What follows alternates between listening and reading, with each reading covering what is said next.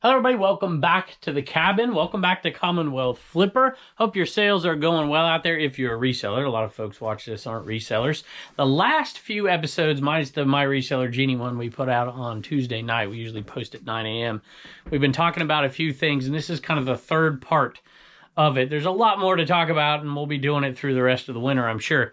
But first of all, I appreciate the feedback I've been getting from a lot of you out there. I've learned quite a bit about those topics. The first one, I was talking about some of the changes I've made to my business, and I think it's working so far. We're making the same amount of money or more, posting less stuff.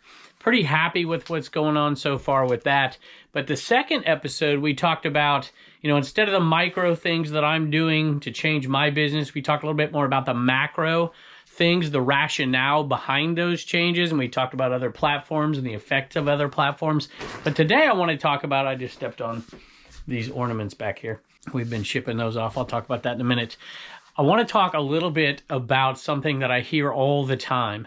It's awesome to have social media where people follow you because I'm getting tons of incoming all the time, and I feel like I can, for the first time ever, keep my pulse on what's going out there because I get so much feedback from y'all. So typically on a typical day across all platforms, DMs, Instagrams, and emails, and Facebook messages, and every format that we're out there on, I'm getting hundreds a day. I think yesterday I counted 240 something.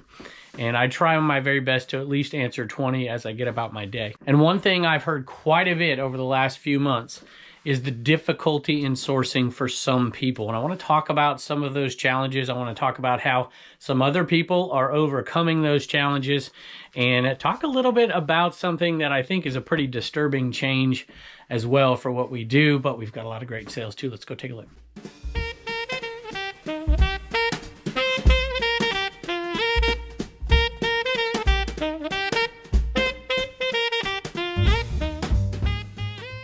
We're going to touch on all those topics throughout. I'll pick an item and we'll touch on something and we'll just keep doing it that way. The first item, it's got to be right on top because I put it in here out of the bin. Oh, there's two of them.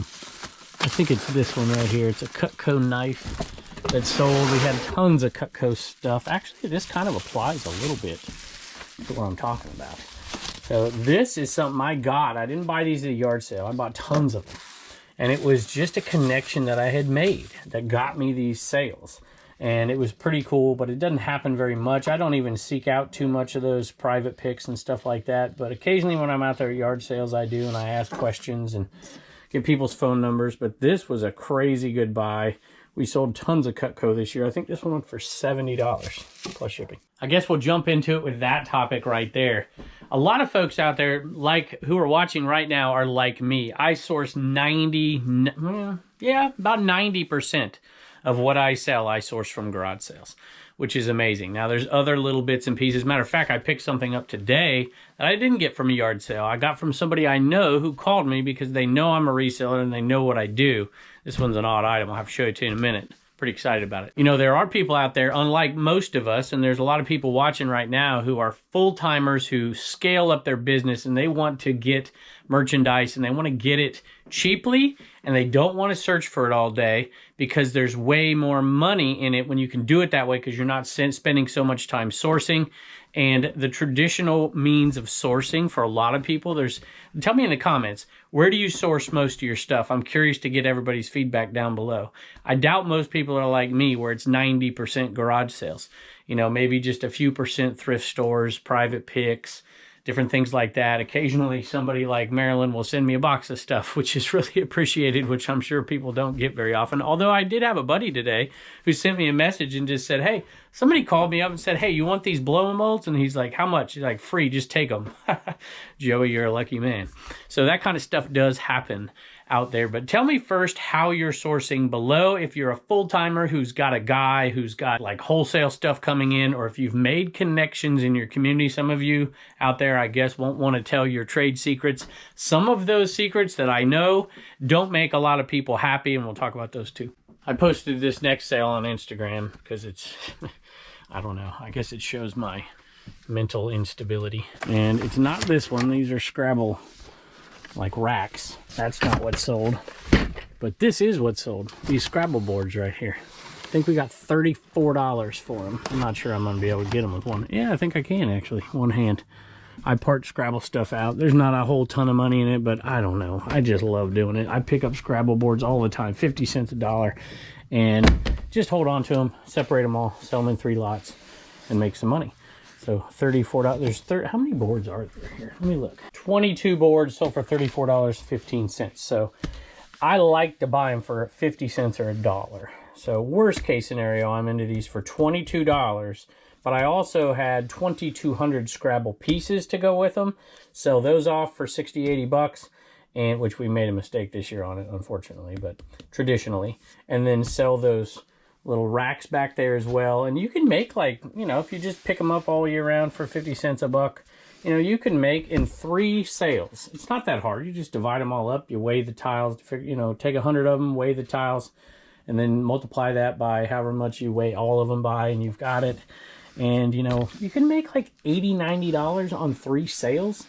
Now, I'm not saying it's for everybody. Matter of fact, I'm saying it's not for everybody, but I'll probably still do it. The general consensus I'm getting for the predominant thrifters out there is that it's getting harder and harder and harder. There are still some pockets, and I still get messages from people, no, it's awesome, it's wonderful here. People at the bins, oh, it's great, you know. So I'm not saying this for everybody, but in certain parts of the country, thrifting is getting much harder. And I know some people are going to criticize me for saying this, but this is not anecdotal. This is stuff that is out there for everybody to be seen. You know, especially if you're talking like eBay. eBay, of course, has been selling online themselves, Shop Goodwill, but then they started selling on eBay, different Goodwills in different places. They're selling on eBay, and now there's something that they're doing that doesn't shock me at all, but they're doing it. And I'll tell you about it in a minute. This is something I picked up at a little sale down at the Elks Home, not too far away. They did a few charity sales down there. We picked it up for, I don't know, $5 or something. And it is expired, and it's still sold, and it sold for $55 plus shipping. I saw the other day that on Whatnot, eBay, Goodwill was doing, Shop Goodwill was doing a live Whatnot. And I'm like, wow. So we've talked about this before. So this kind of leads into a bigger picture. There's a lot of stuff that would go to these traditional big thrift stores that's getting cut off in advance. We've known this for years. I mean, I remember the days you could walk into Goodwill and you'd find Nintendo NES systems and Sega systems and all that stuff just sitting there on the shelves. Those days are long gone around here. You might find some overpriced video games like in the cabinet or something, and maybe some sports games or something on the rack, but that's about it. Now, I know it's different in different places, and I watch these videos of people, and there's just walls of toys and walls of electronics. That is not the case around here anywhere. But stuff that's easy to sell, these places are selling it themselves. And so a lot of people have shifted to different thrift stores. We only have Goodwill here. Well, there's one Mission Thrift or something. I've never been to it because somebody told me it was worse than Goodwill. But and then one mom and pop down the road, and then there's antique booth and stuff. But not much around here as far as thrifting. We don't have a Salvation Army. We don't have a DAV. We don't have any of those savers or all the stuff that they got all over the place. We don't have any of it. Sometimes when you're having a slow day out at garage sales like I was with Julian Beater Thrift Machine. We only went to a few, but the second little community we went to wasn't really great. But sometimes when you have time like that and there's nothing else going on, you look stuff up. And I saw this sitting there and they had cheap prices. I'm like, yeah, how much? And I don't know, it was really cheap. I can't remember. But I looked it up. I did a little eBay search on it, and sure enough, it's sold, you know. I'm like, huh, I don't even know what it's called, to be honest with you. What's the name brand on it? I don't even know. I don't see it there. It's in the listing. And I picked it up. It makes noises and it's got electronic stuff in there or whatever. But it sold for $25 plus shipping. And because I picked that up and I had the time that day, I saw one last week.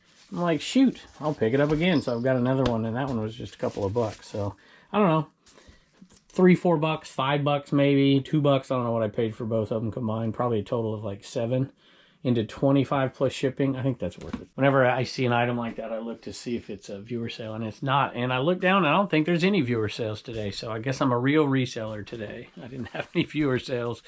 So anyway, let's talk a little bit more about thrifting here. You know, and this is true because I know the people who do this. There's a lot of people who have inns at these thrift stores.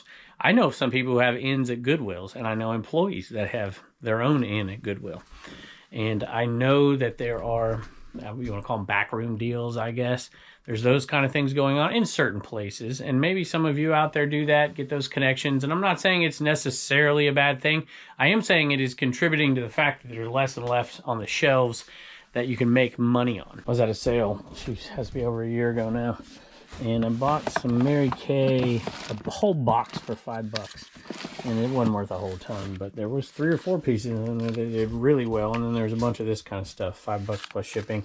We took a lot of this stuff down, but I decided since it was really, really small that I'd leave this stuff up and sell it whenever it sells. And it sold $5 plus shipping. And that was one of my micro changes to my business. But as far as sourcing changes go, I haven't made too many yet, but I think for a lot of resellers, those connections that you make are going to be more and more important now. Unfortunately for me, there's not much of a Facebook marketplace around here that's very sparsely populated. And to get to population areas that aren't that populated is still half an hour, 45 minutes away from me. And the major populations are 2 hours away from me. So it's not an option, but I am curious for those of you out there who are Facebook marketplace sourcers out there, maybe even in some really big areas. Some people do they have the Nextdoor app. Well, my next door is, the chickens, and we do have neighbors up here, and we got 2 down here as well, but not too many. And I'm just curious to know out there, maybe even offer up, how are those sourcing techniques going for you? Tell me in the comments. To go inside here and pick the next item, but I know there's a dog out here waiting for this treat. Come on. You earned your keep this time. Here, it's right here. Come here. You earned your keep. Because we dropped our first drop, we sold 30 of these on CommonwealthPicker.com, and then we put them on Whatnot, and a bunch of folks bought them over there, and now they should be back. Oh, well, they would be. This is a day ago at this point. By the time you're watching this, they should be over there on CommonwealthPicker.com again, and there's all the ones we shipped. We've had so much going on, y'all. Some of it I'll talk about later in this video, that we had to call in reinforcements. It wasn't enough for me and Reagan and Blue Ridge Mama, and Turner doesn't do that much. He tells jokes. Grab this one from inside. Another Commodore sold. This was a Bonanza sale, believe it or not. And this sold for $135 plus shipping. Other platforms and those things, that's what we talked about a little bit a couple videos ago. But there's a few more questions that I've got and a few more anecdotal things that I want to talk about it as well for sourcing, because I see this reminds me of something that I've talked about before, but I think is more and more important out there. And this I bought at a yard sale. It was crazy. It was just tons of electronics. This guy did clean outs for years, and he just saved everything, and he was selling on eBay, and he just decided he was done. I started a conversation with him and asked him why. Why was he done? And he flat out told me, he's like, it's because the 1099. It's just that simple. In other words, he was tired of paying taxes on the stuff, and he didn't, my guess is he didn't have a system or something. I don't really know, but he was done with it. And this was part of what he was getting rid of that he was going to sell. Juan wants in again. Here you go. Come on. You already finished that thing, huh? For those of you new to the channel, Juan is he's still a puppy. He's still a puppy. We love him, but he's a handful. And look, he's looking for more of those. Didn't you eat it? I got to get to my point here. All right, here, I'll pet you while I get to my point.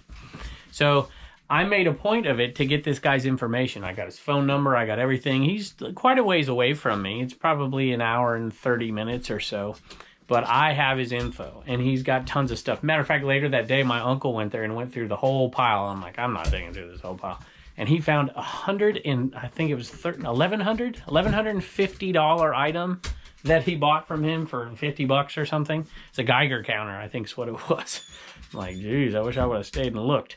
But the fact that he had all that stuff and wants to get rid of it quickly really intrigues me. And I think more and more people are getting out there and making those connections with people that do those cleanouts, making connections with people who do estate sales. And there's some shady stuff going on there too sometimes. And I think those are becoming more and more important. All right, here's your treats. Here's your treats. There you go. I spend so much money on treats. Sold an Aflac Christmas duck right here. And I almost didn't pick these up. I'm like, I don't know. I got them for $1 a piece, I believe. They were $2. No, maybe I paid them $2 because it was a charity church sale. Paid them what they were asking. And I'm like, I don't know if I want to pick them up. But there was like 4 of them. I'm like, 2 into 10, but at least it's one listing times 4. I guess I'll do it. I'll make 25 bucks off of it.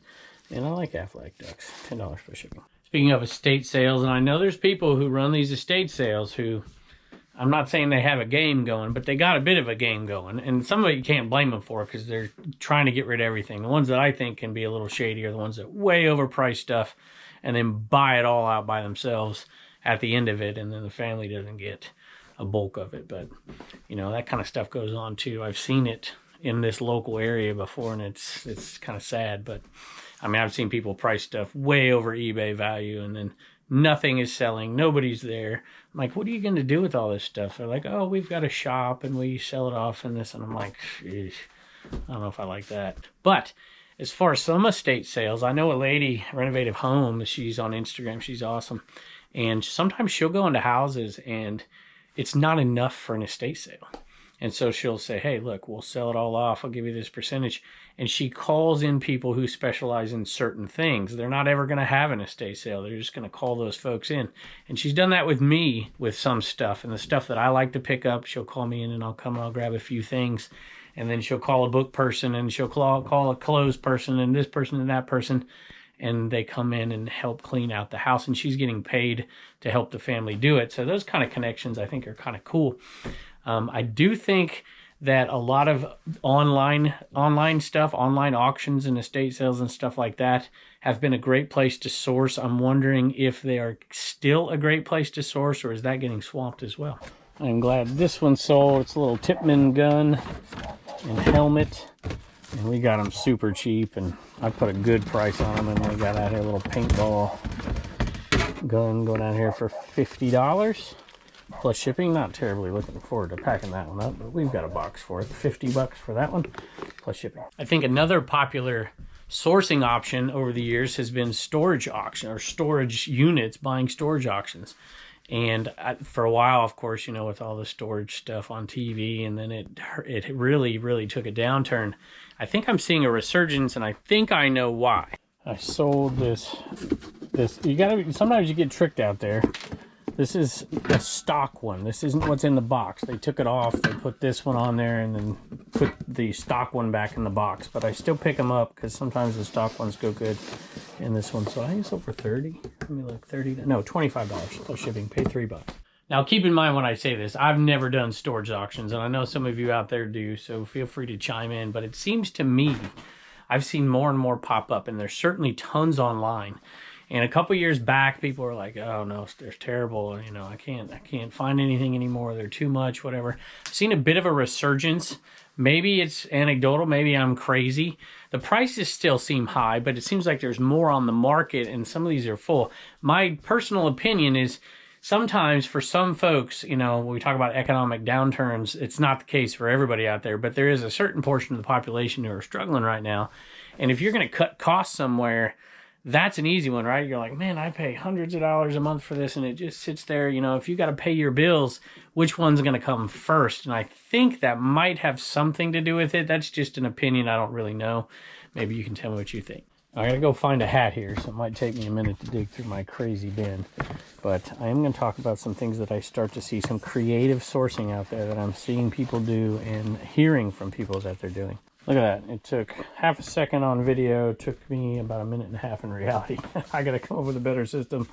This is a Neff skateboarding hat, and it sold for $22 plus shipping. I have seen a lot of people. Matter of fact, I've seen them in my town. I've seen people with little logos on their car, little numbers like, I will buy your stuff. I mean, stuff that simple, like I'll buy your attic, I'll buy your basement. And I've seen two different people. I think they're different anyways. I got to check the numbers.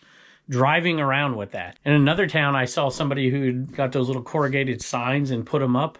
Same thing. Not like I'll buy houses or I'll buy your car. It was like, I'll buy your basement. I'll buy your attic. I'll buy your stuff. And of course, the house clean out people and stuff. The market's slowed down as far as how many houses are selling. And so the clean out folks, but there are still some renters and all that. You know, you get in good with somebody. And I tried to do this at a sale. I've got his number. He gave me a phone call and I need to call him back. He does house renovations, but he buys the houses as is and then does the renos and then sells the house. And he was having a yard sale. I'm like, where do you get all this stuff? He's like, he told me what he did, and I gave him my phone number, and he called me back. And I'm like, that's the kind of person, if you can get in with, the creative sourcing out there is going to pay off for some people as these traditional things slow down in some areas. All my years of buying and selling plush, I've only found a couple jelly cats, and this is one of them. And it had a tag on it. Picked it up for $1. I think it was $1. Can't remember. No, you know what? I remember. I picked this up for 50 cents, I believe. Sold for $22 plus shipping. Sold a couple more of these Nike gloves we got in Vegas. Matter of fact, on that video, somebody accused me of purposely miscounting them and shorting the person, which wasn't the case at all. But, you know, sometimes what you see on a video isn't everything. I don't always put everything and edit stuff out, but it was correct in the end. And I certainly wouldn't do it on purpose and then put it on a video. That's just ridiculous. But whatever. Some people can have their opinions. $22.95 plus shipping, and we sold 2 of them to 2 different people. As a matter of fact, if you want to know the truth, I much more often overpay at yard sales, and I usually cut it out of the video because I'm embarrassed for being a math idiot. And I, every once in a while, leave stuff that I've already paid for at a garage sale too. Although sometimes people think I do that, but it's actually in the edits. You know, I'll turn the camera off, go to the car, and put it away, and then they're like, oh, it's out of your hands. So, at any rate, you know, you can't put everything on a video. Some of these videos are 50 minutes worth of footage cut down to 20. So, at any rate, this Rudolph, I don't even know why we listed it unless it's been around for a while, except for I love Rudolph. They don't sell for big money. I usually pick them up if they're really cheap, 50 cents or $1, sold for $10 plus shipping. Sold an NWO decal for $11, free shipping. We have like 400 of those. And then we sold a skull cap as well. I think these are $10 plus shipping. I think this is the right one. I'll double check it before I ship, but I think that's the right one. So, and again, we had hundreds of those as well. All that stuff counts, kind of adds up. 2 different sales, not to the same person. On a side note here, I absolutely love these. These are worth every bit of it, except for it looks like maybe an animal chewed on that. That's not good. And we ship these things out. We get these from eBay. Joel, if you're listening, American Bubble Boy, your next product needs to be these things. They're absolutely awesome. I love them. But as of now, y'all, you can get your bubble wrap over there, link below, or your tape. By the way, thank y'all. So many folks have used that link down there and used code Commonwealth to get 5% off. I know 5% isn't a whole ton, but I appreciate you if you're going to buy, you know, the tape. I love the tape. If you're going to buy any of those products he has over there, I appreciate you using the link for sure. Had 3 more sales. I'm going to mention them in just a minute. They are a little bit different than anything I've ever had before. But I want to show you this, and we got to get Turner in for a joke before that too. This isn't even all of them. There's one more little bag. I went down to the place where I have my antique booth today because Mark from Zimmerman's Little Bit of Everything on North Bridge Street, we have a booth there. I never go in there. My dad runs it for me, and I just give him the money out of it. And he called me up. He's like, dude, this just walked in. You got to come down here. I'm like, okay. And there was 100 of them. And he's like, you know, what are you thinking? I'm like, what are you thinking? And we settled on $600 for this box right here. And that was enough for him to make a couple $100 really quick. And I'm super happy with that. Because now, y'all, if you don't know, we do these Christmas charity auctions, 50-50s we call them, because we cover our cost, and, you know, I give Reagan some of the money for stuff, and we do a charity component to it too, and we're doing most of it we do goes directly from eBay right there to the charity. We do a lot of St. Jude and some other stuff. I think this one was up there. This one will be up there now. We're going to, since we have so many, we're going to run probably 2 a week up, you know, for the next few weeks. But we have enough now to raise money for different charities, and especially St. Jude at Christmas is what we like to do, that we do 50-50s. And so 50% of the money goes immediately right to them. And we have enough for years now, which is amazing. So big thank you to Mark for that. He told us a great story. It'll be on a picker video coming out soon. This just made my heart happy today. And thank you to everybody who participates in those. And always check the charity. Every once in a while, I get somebody complaining about a particular charity or whatever. So, you know, if you want to be charitable, that's great. You know, we do stuff above and beyond this stuff. This stuff is really, we're recuperating our money on it. We do other charity stuff like this right here as well.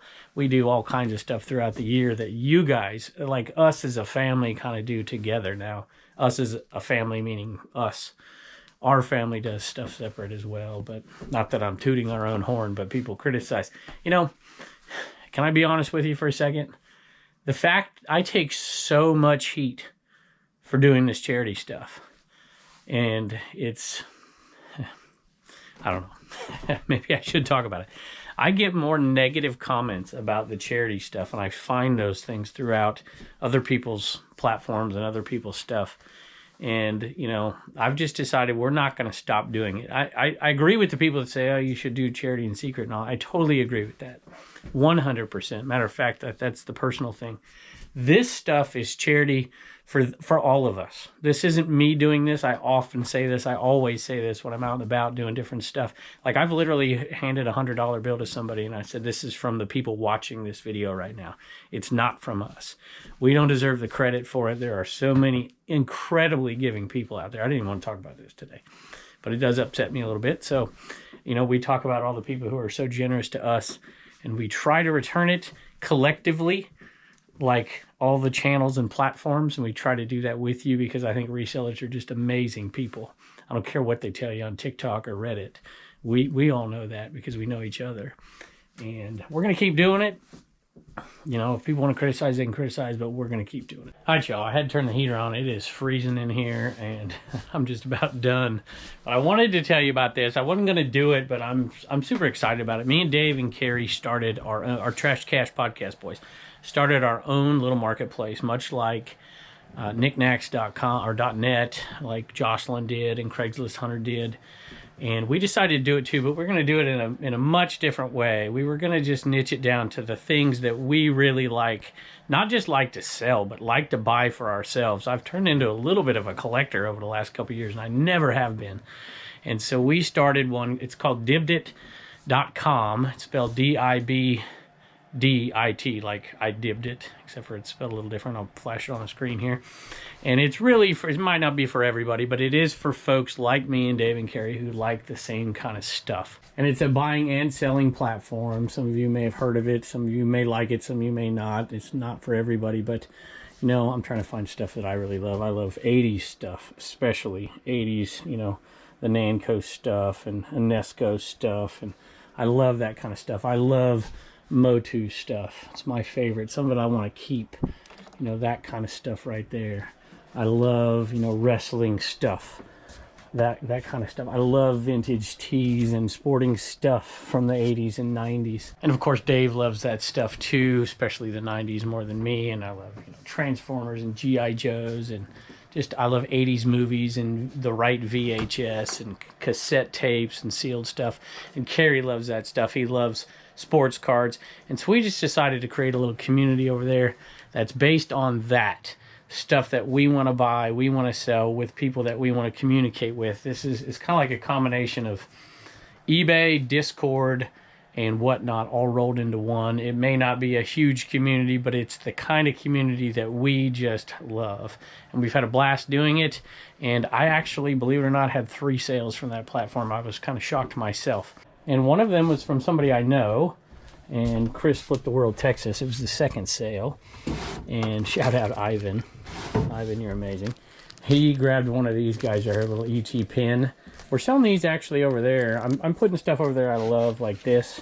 That's just screams 80s and movies and the stuff from my childhood. And I'm putting it out there a little bit cheaper than I'm putting it on eBay, for now, at least. And he grabbed that for $5 plus shipping. So Chris Flip the World, Texas, you are awesome, dude. I appreciate you. And Joan bought this. And Joan, I don't know who you are. Maybe I should, but I don't. And maybe you were just in there looking, I don't know. But she bought this Rainbow Bright.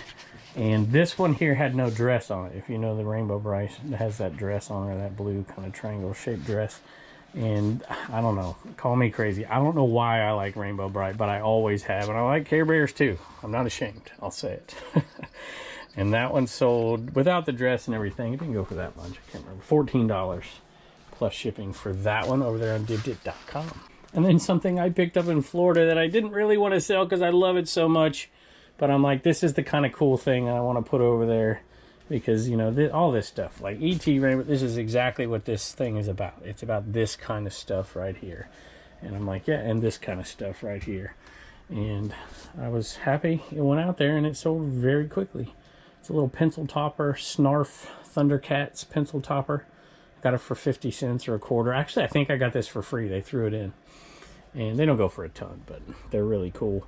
And I sold that. Who bought that over there? I don't know who this person is either. Bernard bought this, but there's always a name next to it over there. So I just figured I'd say thanks for those of you who went over there.